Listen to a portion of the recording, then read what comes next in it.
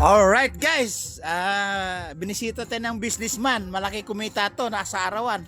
Dinala niya yung hunda-hundahan dito.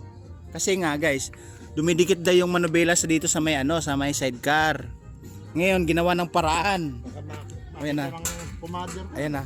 Di makikita, tulog yun. Ayan na. Pinagawa Ayan na, pinagawa. Tapos nilagyan ng sapin ng guma, ng nut, tapos inadjust na ganon. Pag ganon, ayan. Tapos eto, ayun, nag-shot ng dalawang bote. Ngayon, parang okay na. Ayan, wala pa tayong kita. Masyado ka naman, ikaw ang negosyanteng kuripot ka. Alright guys, ayun na ginawa na. Ngayon, parang happy na siya. Siguro, parang maisipan na iinom ng klok lang boss dyan. Wala akong binanggit na klok. Apa, makina, yung tabocho, klok. Natatawa ka pa no? Kasi guys, ang boss dyan, kailan pa ba naramdaman ito dumidikit? Isang linggo na o isang buwan na? Pinalo ko na. Ay, kaya pala! Ay guys, pinalo pala para advance na ganun. Mali kasi yung Mali, itong may mali, ito. Ito yung mali welding eh. Ay kaya ito, pinalo mo rin ito para bumaluktot, no? Ay, Hindi clap ko yun. ay guys, siniklat pala niya ng ng clamp ng yung martilyo o maso. Alright guys, kasi guys, tingnan mo guys, may hunda-hundahan din siya. Marami na rin siyang pinita ng pyesa para tumino. Kaso nga lang guys, ang hindi tumino, yung may-ari at yung nagmamaneho. Alright? Natawa ka pa Natawa ka pa. Ngayon guys, medyo advantage na, maganda na ilikuan kasi may clearance na po siya Ayan mga 2 inches siguro. Ay 3 inches siguro to. Ayan. Kasi sumasabit kasi dito guys, kaya ang ginawa niya, kumuha ng maso, pinalo mo ng maso Parang galit ka pa nun. Parang galit pa daw siya guys. Para bumalok to. Oo. Kasi guys, tingnan mo guys, wala siyang hawig, wala siyang diretso. Kasi guys, pag nakadiretso kasi siya, tatama dito sa manubela. Ngayon ang ginawa, tinanggal yung nut, binago, tapos nilagyan ng sapin ng guma para hindi siya adjust na ganun. Kasi yung guma, kakapit po yan. Alright. Ngayon, ayan Ayun layo, 3 inches na nga Ay, boss John, pwede mo nang pwede mo na itong ibabalik sa adjust na ganun. Ay, may maso dyan, babalik natin. Ay, bakit? Ayaw mo?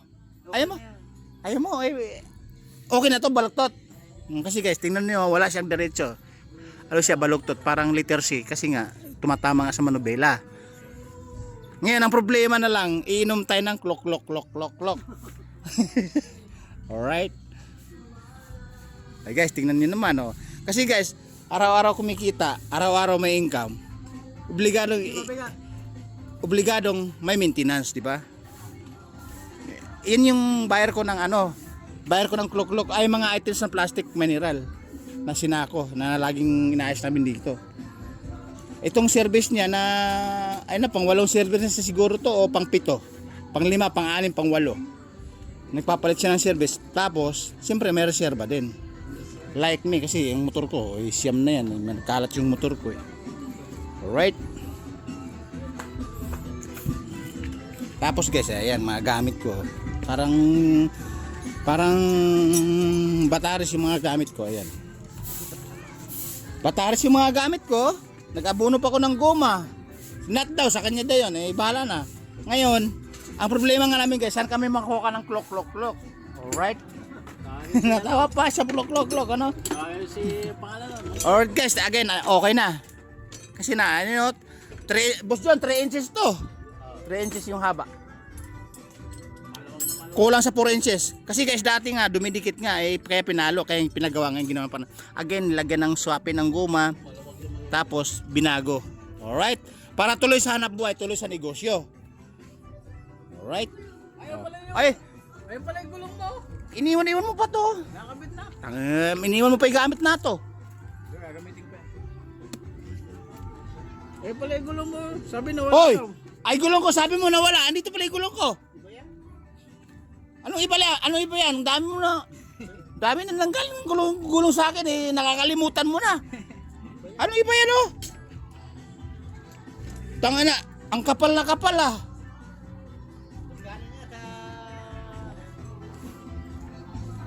Milanyos.